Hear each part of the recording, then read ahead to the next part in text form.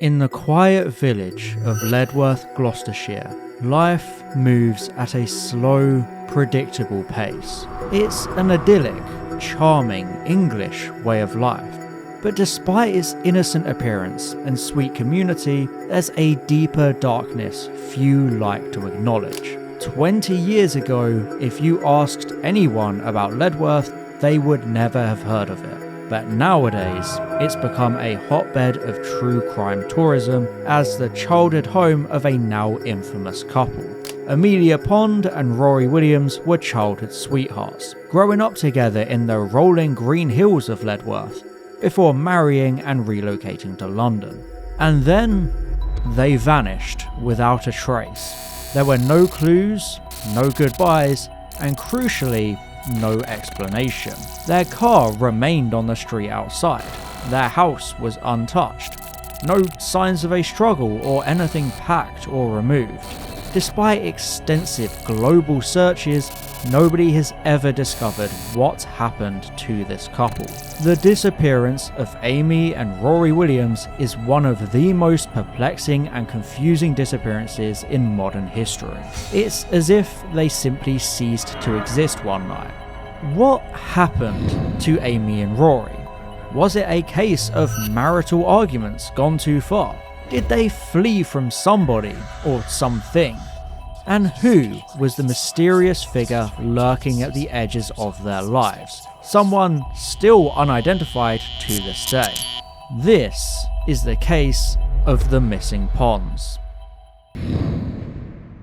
Amelia Jessica Pond, known to friends as Amy, was born in Scotland in 1989, before her family relocated to the sleepy village of Ledworth. Amy's childhood was lonely and difficult, her vivid imagination leading her to create elaborate fantasy stories, many of which focused on one particular imaginary friend she called the Raggedy Doctor.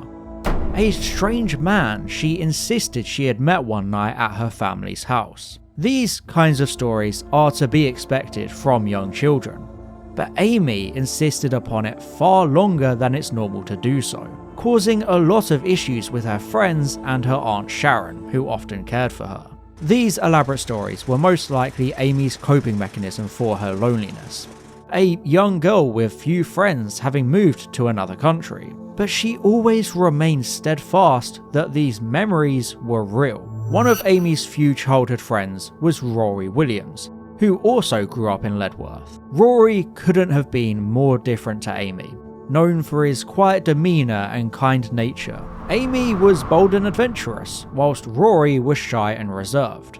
However, as they grew older, this friendship blossomed into love as they began dating during their late teens. However, their relationship wasn't always smooth. Friends and family often said it was as though the pair were living in different worlds. Rory, described as being deeply compassionate, found his calling in healthcare and trained to be a nurse. Amy, on the other hand, chased adventure and excitement, controversially becoming a kissogram as she sought something more than the quiet, small streets of Ledworth. Close friends of the couple have claimed they never saw the relationship lasting, but despite their differences, Amy and Rory decided to marry, tying the knot on the 26th of June 2010 in a charming traditional ceremony, surrounded by friends and family.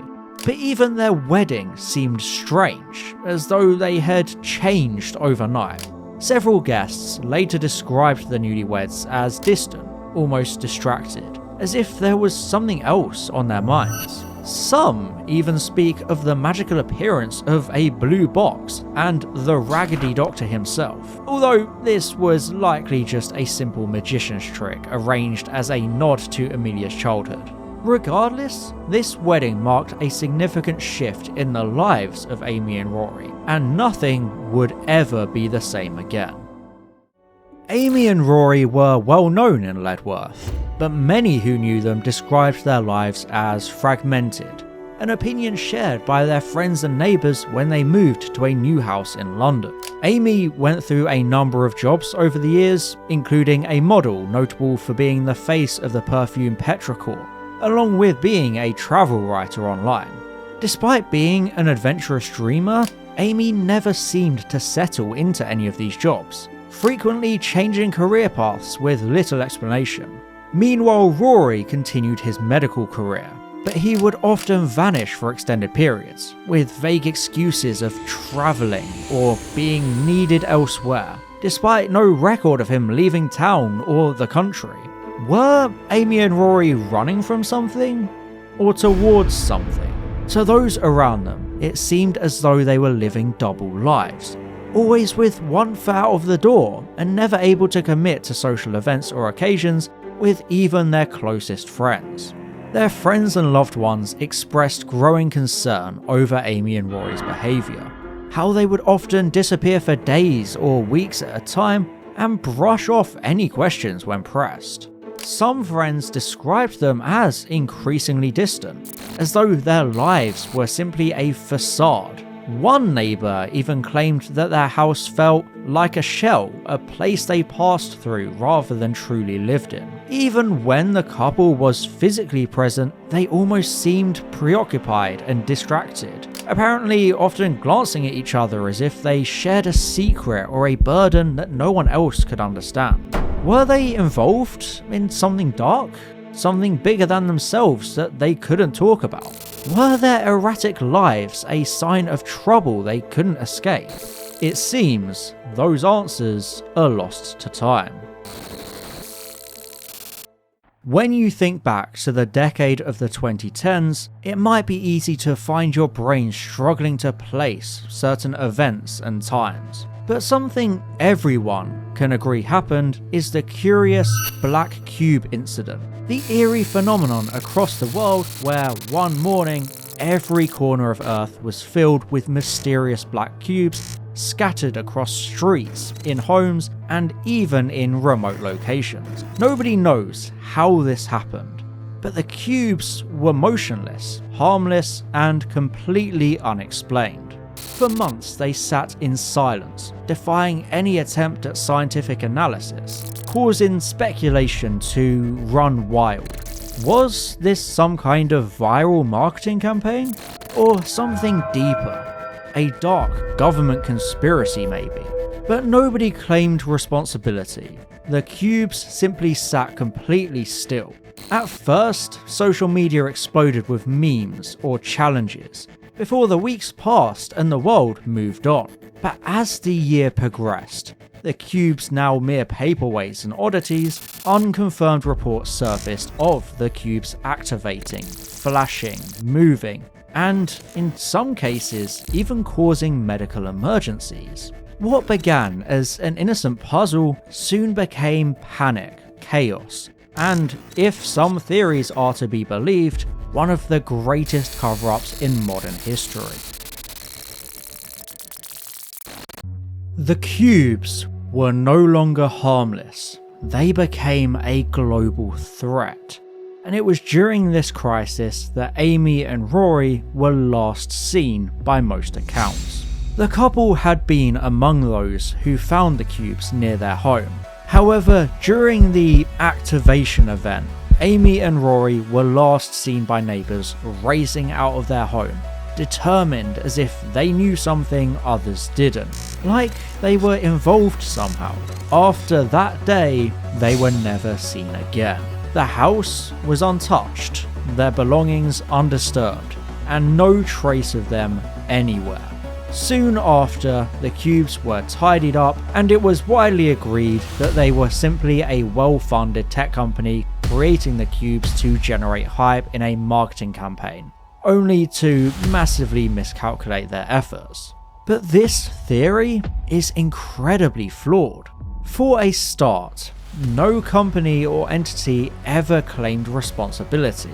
No whistleblowers revealed involvement, and there were no traces of any kind of production or delivery of so many cubes. As the months went on, world governments issued a blanket statement declaring the remaining cubes harmless, claiming the activation event was a rare atmospheric phenomenon, triggering coincidental health effects. A very convenient and unlikely cover story to many. Years later, the Black Cube incident remains an enigma. Was it a failed experiment, a hoax, or something beyond our understanding? Why do so many details of the event feel deliberately obscured? It's a case for another episode. But for Amy and Rory Williams, the cubes were more than a mystery. They were the beginning of the end. The timing of their disappearance raises even more questions about what really happened during that fateful year. So what did happen to Amy and Rory, and who was responsible? Theories about their disappearance are as varied as they are troubling. Many have even looked at Rory Williams himself. Rory was a kind, unassuming man who seemed destined for an ordinary life. His relationship was one for the storybooks. Childhood friends turned school sweethearts. But their relationship wasn't without its struggles. Amy and Rory's differences often created tension, with Amy's need for excitement leaving Rory overlooked and maybe even feeling inadequate. As investigators dug deeper, a complicated relationship emerged, casting suspicion in Rory's direction. In 2011, the couple briefly separated. While the reasons were never made public, close friends have suggested tensions over an inability to conceive a child may have played a role in that split. They quickly reconciled, but friends began to notice that their dynamic had shifted. Was Rory still harboring resentment, or was he simply trying to keep up with Amy's restless spirit? Many believe that lingering resentment could have escalated into something more sinister. An all too familiar story in such cases. Rory's medical training and calm, unassuming demeanour may have allowed him to mask any potential involvement, presenting himself as a victim rather than a suspect. In the lead up to the disappearance, neighbours described Rory as increasingly withdrawn and tense. Were these cracks in the relationship signs of trouble brewing, or simply the struggles of a young married couple? Police have never officially branded Rory as a suspect, instead labelling them both as missing persons. But doubts about his role linger to this day. What drove Rory's erratic behaviour? How much did he know about Amy's fate? Could his love for her have turned into something more dangerous? A domestic dispute spiralling out of control? Or was he also a victim of the same forces that took her? Or maybe even something more sinister? One name repeatedly comes up in connection with Amy and Rory's disappearance: the Doctor. You may recall that Amy's fascination with the Raggedy Doctor began in her childhood. By her own account during therapy, she was just 7 years old when she heard a crash in her garden at night and found a man in a blue police box crashed into her shed. She described him as mysterious and funny, fixing a crack in her wall and promising to return. Amy spent the rest of her childhood talking of this imaginary friend, making dolls of him and drawing pictures of his police box. Was this just a harmless childlike fantasy to escape loneliness? Or the beginning of a lifelong entanglement with a dangerous man? Because when Amy reached adulthood, her imaginary friend became real. And this is when the sightings began. Starting in 2008, a peculiar new man was often seen in Amy Pond's company, both before and after her marriage to Rory, even reportedly showing up at Rory's stag do and dragging him away with no explanation. Often described as eccentric, wearing a strange and consistently shabby outfit and seemingly always tied to an old blue police box, this Doctor is a significant person of interest in the disappearance of Amy and Rory. His presence in Ledworth all those years ago coincided with several strange occurrences, like unexplained lights in the sky, odd mechanical noises, and even the deaths of many Ledworth citizens. But more concerningly, how could Amy's imaginary friend turn real? Years of therapy notes and childish stories are one thing, but how can that become a living, breathing person. It's impossible for someone to drop out of the sky and return 12 years later unaging and still unknown. The Doctor, as he's supposedly called, shouldn't exist. Yet apparently he does, marked by appearances across the world, even as far as the middle of America, and unconfirmed speculation of him being a figure throughout time and history, although we're trying to deal with the facts here and that's a little bit too ridiculous. But how is this all possible? Unless there's a darker story afoot. Little Amelia Pond's fantastical story of a man in her garden seemed innocent, but when you think more about it, it begins to feel more chilling and unsettling. Why would this man, a stranger, seek out a 7-year-old girl?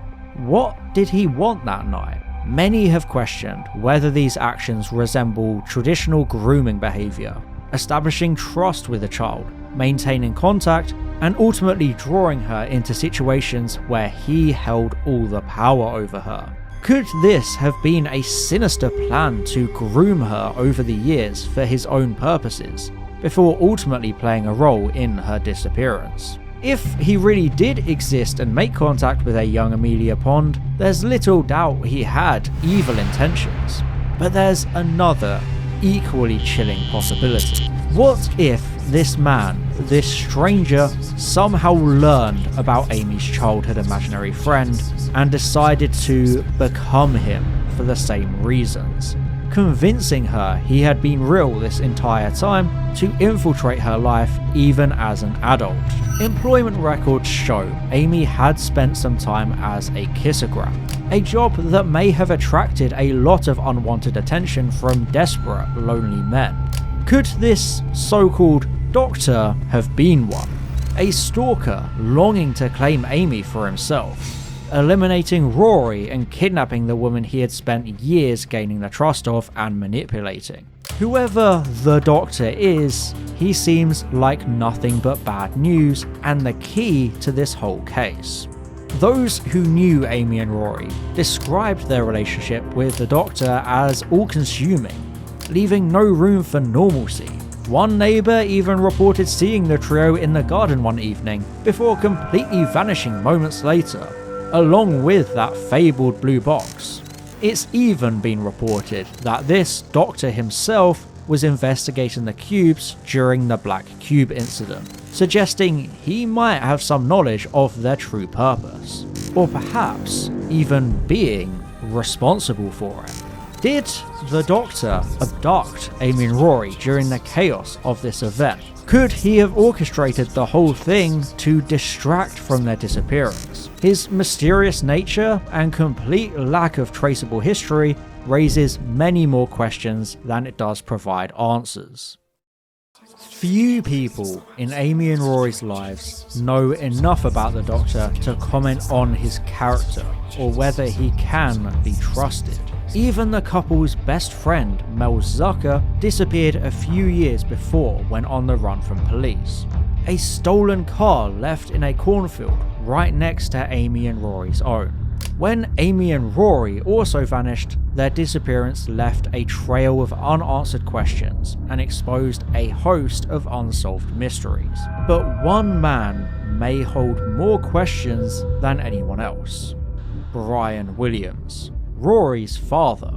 According to most accounts, Brian was the last person to see Amy and Rory alive, with his testimony shedding light on the couple's final hours. Brian Williams was a devoted father and a steady presence in Rory's life. He was an everyday man, firmly grounded in reality, until the Doctor entered his family's life. As Rory became increasingly entangled in Amy's life and the Doctor's influence, Brian started to grow concerned, watching from the sidelines as his son and daughter-in-law disappeared for long stretches without explanation. He was supportive, but reluctantly so.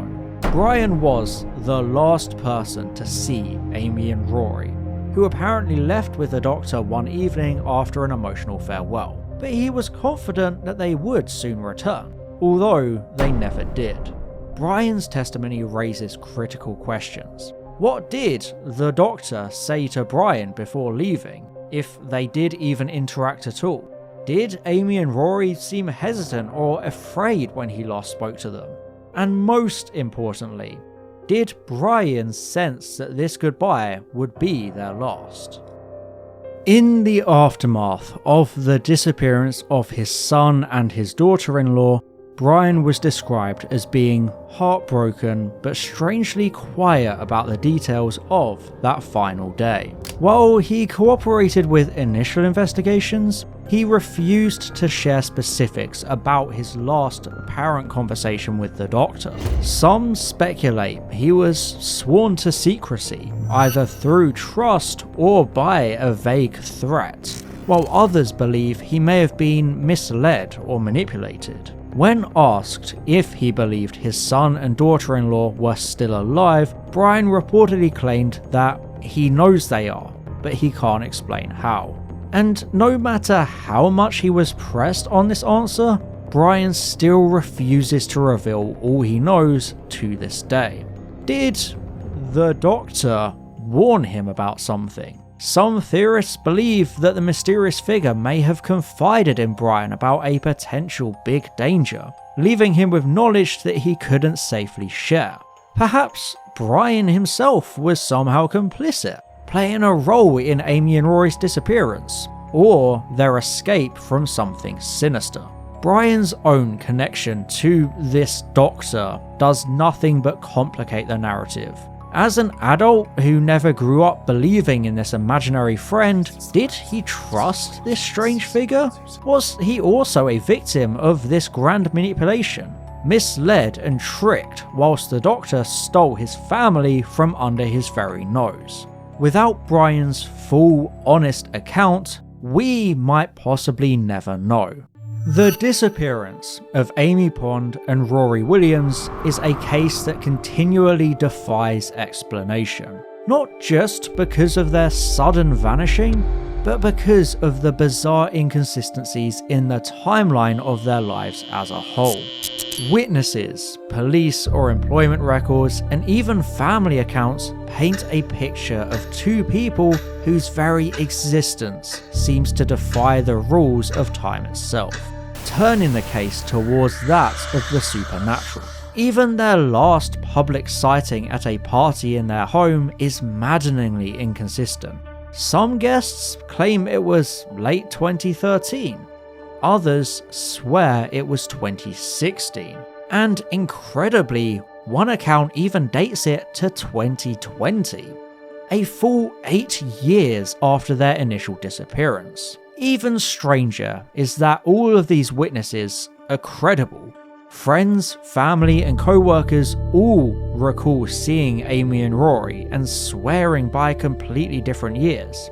It's as if the whole decade is shrouded in a blur of memory and haze. Could this be a case of mass misremembering, or was something more extraordinary and concerning at play? Reports of time anomalies have often been associated with Amy and Rory's lives. Residents of Ledworth have often claimed sudden flashes of extreme deja vu, lost days, and strange occurrences. Even Amy's parents have been reported as having a strange look in their eyes when they recall her childhood, almost as if they never actually experienced it at all. It defies the very laws of physics, and only makes this case even stranger than it already was. And this all brings us to the most confusing yet illuminating part of this whole case: Melody Malone. The book that may have actually somehow predicted Amy and Rory's disappearance over half a century before it happened. The pulp detective novella Melody Malone, Private Detective in Old New York Town is a classic noir-style story, following hard-boiled private investigator Melody Malone investigating another unusual case. It's a typical pulp mystery on the surface, but it's the afterword that turns this unassuming novella into something truly unsettling, baffling investigators and even skeptics alike. The afterword is signed Amelia Williams, containing reflections that seem startlingly autobiographical. Amelia writes about her life with Rory and how they had a good life, along with alluding to a madman with a box who brought them on extraordinary adventures, whom Amelia seemingly addresses the afterword to as if it's a letter. The passage is hauntingly poignant, written an impossibly long time before Amy Pond's disappearance. Is this coincidence, prophecy, or something far more mysterious? The publication date only deepens things. 1938. How could Amy Pond, a missing person from the 2010s, be the subject of a page written and published in the 1930s? How could the afterword so perfectly predict events and relationships from her life? The obvious answer seems to be a hoax. That the afterword was added later as some twisted way to capitalize on the disappearance. But according to experts, this is impossible. Literary experts who examined the novella across multiple editions have confirmed there are no signs of tampering or falsehood. The ink, paper and binding are consistent with a book produced in the 1930s. The publication history is consistent, yet it's as if the book appeared overnight. A complete historical enigma. Was this some kind of Mandela effect? Or something much more unexplainable? The case only grows more impossible when examining the plot of the novella itself. Even without the afterword, the book refers to Amy, Rory, the Doctor, and mysterious moving statues, once again causing critics and skeptics to see it as some elaborate hoax, even if the physical evidence claims otherwise. Every time you look into the case of Amy and Rory, you discover a new unexplained rabbit hole, with Melody Malone possibly the most chilling element of the whole story, especially because the other Melody Malone books also seemed tied to Amy Pond, like The Angel's Kiss. Was Amy somehow, in an impossible way, involved in the creation of these books? It defies all logic and laws of physics, but the children's book Summer Falls seems to be undeniable proof. This book is also tied to Amy in strange and unsettling ways, chiefly the author being credited as Amelia Williams. Pond River Publishing first appeared in public records in the 1930s, coinciding with the publication of The Angel's Kiss. However, the company's history is full of gaps, with no known founders, and its listed address leads to an abandoned building with no record of Pond River occupying it. Who founded Pond River Publishing? Who wrote Melody Malone? Could Amelia Williams be Amy Pond herself? Somehow in a completely different period of time, like something out of a science fiction story. Some of the more imaginative theories about this case have suggested that Amy Pond somehow travelled into the past and became involved in creating Pond River and writing these books as some sort of message to the future she could never return to. If true, what was her message? Was it a clue to her and Rory's fate? An answer to a question that wouldn't even be asked until nearly a century later. Whether Amy somehow wrote the afterword of Melody Malone, penned Summer Falls, or had a deeper connection to Pond River Publishing, one thing is clear. These stories are no coincidence. and too impossible to be an elaborate hoax. It's here that the trail goes cold, but it does make you wonder, do we already have the answers? Is the unsolvable puzzle of this disappearance much easier to solve than we previously thought? Could these books actually hold the key to understanding what happened to Amy Pond and Rory Williams? Perhaps we will never know, and maybe we aren't supposed to know. The disappearance of Amy and Rory remains one of the most confounding and complex mysteries of our time. It's a story filled with contradictions, missing time, and unanswered questions. But it has one constant throughout: the Doctor. From the very beginning, the Doctor inserted himself into Amy's life, appearing as an enigmatic figure blurring the line between fantasy and reality. What started as a child's innocent, imaginary friend soon became a controlling force in Amy's adult life, shaping her choices, isolating her from friends and family, and drawing her and Rory into a life they couldn't escape. Whether this was long-term grooming or a dangerous stalker capitalizing on childhood trauma, the Doctor was able to integrate himself within their lives and control it. Their final appearance, seen in his company, raises many troubling questions. Did the Doctor manipulate the couple into a situation they couldn't escape from? Was their disappearance an accident? Or was it the culmination of a sinister plan?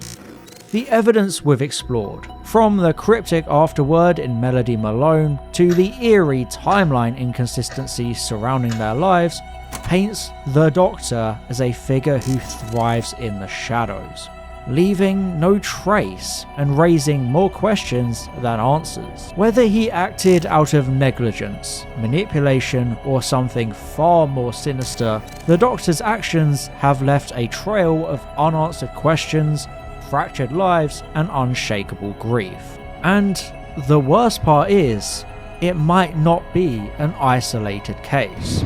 Could his actions be part of a wider, international cover-up? And if so, how many others have been caught in his mysterious web? If the Doctor is truly responsible for what happened to Amy and Rory, he must be found and brought to justice. Only then can we begin to unravel the mystery of their disappearance, and ensure that no one else falls victim to his influence. Until then, this enigmatic case remains unsolved.